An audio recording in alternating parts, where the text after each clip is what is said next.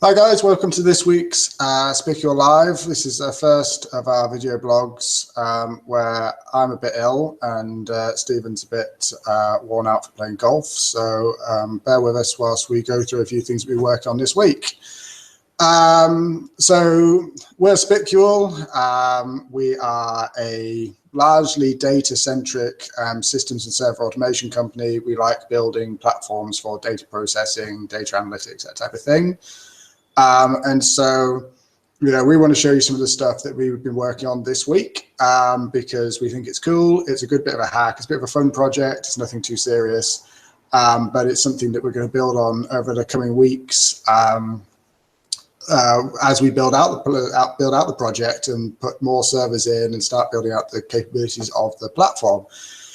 So what I'm going to do is I'm going to share my screen and we're going to flick over to a picture that I took earlier because the stuff's currently sat on a bench under my desk. And so what we got here is a couple of, we did call them plate servers for a while because they were sat literally on plates, but they have progressed to a box.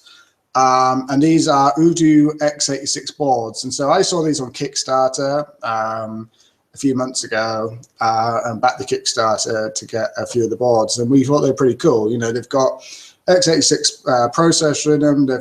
These ones have 4, but the newer ones have 8 gigs of RAM, 32 gigs of storage space, like welded onto the board,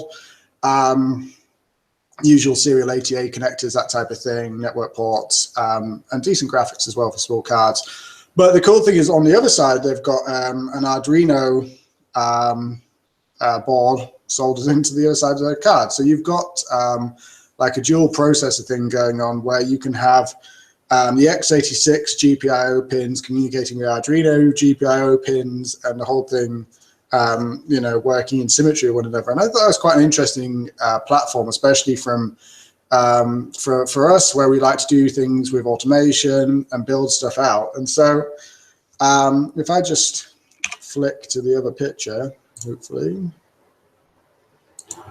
There we go. So there's a slightly better picture. You can see how currently there's the 2 servers. We have a third one on the desk as well. And so looks like normal boards, but obviously they have a couple of wires currently just haphazardly placed into the board. But this is obviously how the Arduino on one of the servers talks to the power management of the second server. So what we were looking at and what we were trying to do was build out an automated platform using Canonical's MAAS. So MAAS is Metal as a Service. It's designed to manage a bunch of bare metal servers in a sort of cloud-centric way. And so you have one that's the manager, and then you have a bunch of agents, and they can be commissioned, and they can install different operating systems. And onto that, obviously, you can then deploy workloads and that type of thing. And so we were looking to build something for our office, basically, to allow us to test different, bits of code, different workloads, build out like small Hadoop clusters and stuff to test on, locally rather than going up to the cloud. It's also quite a fun little project, and we can take it to customer sites and that type of thing. Not in a box like this, but we'll come on to that later.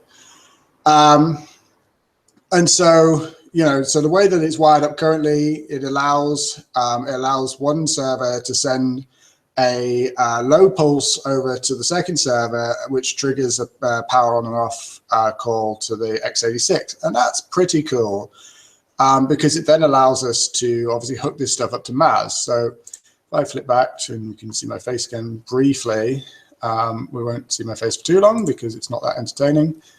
What I'll show you next is how we've hooked it up to MAAS. So MAAS technically doesn't have a power management plugin, and unsurprisingly, Arduino Power isn't actually the most common way of switching on and off your servers. So MAAS also doesn't have a built-in power type for it.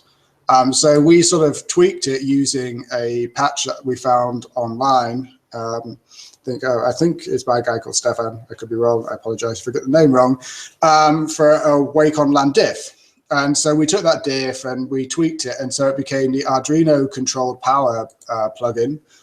And so you can see here, we can select the Arduino control power in MAAS, and then set the server ID. So the Arduino has a bunch of GPIO pins that we can set from 1 to, whatever the maximum is, 13 or 14, and tell the Arduino to stick a pulse to it to switch the server on and off. And this allows us to control an awful lot of servers from within the MAAS environment. And obviously we can extend this further with slightly more complex electronics, but currently, as a test bed, it's quite a useful way to be able to demonstrate how, how the kit's performing. For those of you who haven't seen MAAS, we'll just drive through it quickly. On the nodes page, we have a bunch of nodes that are controlled by MAAS. You can see how we've got a couple here that have already got Ubuntu Xenial on them. And also it gives you obviously an overview of the hardware, and then you can drill in further. And you can see within it, what network interface it's got, how much storage it's got, what's on it in terms of partitions, and a load of output from when the machine came up. Over in the images, you can define what boot images are available to you. When it loads, you'll see that out the box, it comes with the generic Ubuntu images and a couple of CentOS ones, but you can put more in. You can obviously add in Windows images and that type of thing to fully allow a wide range of different. Oh, one's gone for an update.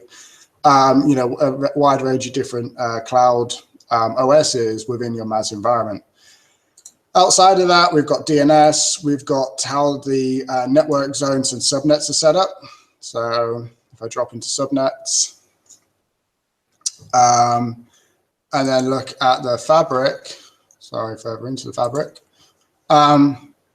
you can see what subnets are on the VLAN. If you have more network cards, of course, you can spread this out further.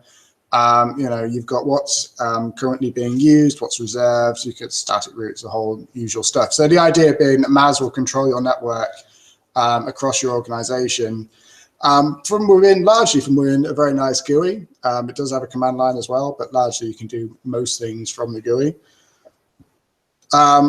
So yeah, that's MAAS, and that's pretty much how we control these servers. It switches them on, it commissions them using PXE NetBoot. It will then stick on whatever operating system you want and configure your stuff. Now, the cool thing is, we like doing big data stuff or data stuff in general, and we also like using Juju to help automate our deployments. So this allows us to deploy Juju direct to the cloud, but it will also allow us to deploy big data workloads using Juju in the same models, but to MAAS environments.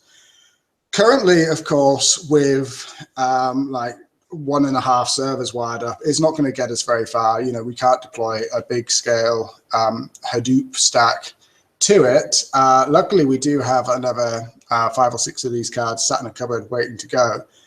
So, we're going to build that out over the next couple of weeks, and we'll have some updates on how that goes. But it did allow us to test things. And so we did a Juju bootstrap.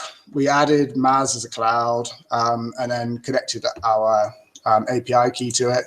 And it's cool, out of the box, I've done nothing apart from Juju deploy. Sorry, Stephen's done nothing apart from Juju deploy, GitLab, and HA proxy, join them together. We haven't configured anything, we haven't done anything. And it has allowed us to spin up the servers, deploy the workloads to them, connect them so they're aware of each other. And now out of the box, we've got a GitLab server that's ready and raring to go. Of course, in reality, we need to plug in some more persistent storage and that type of thing. But, zero config on a server in less than 10 minutes, locally sat under our desk. And I think that's a pretty cool way of managing the applications infrastructure that are kicking around your business, and it's certainly something that we can help with. So that's it. This video blog is supposed to be pretty short and sweet, and so it has been short and sweet. This is what we do at Spicule. We like to mess around with interesting ideas and help build out useful solutions for our customers. So as ever, swing by the website, spicule.co.uk. We also have a sign up for our Spicule data engine at spiculedata.com. And until next time, bye for now.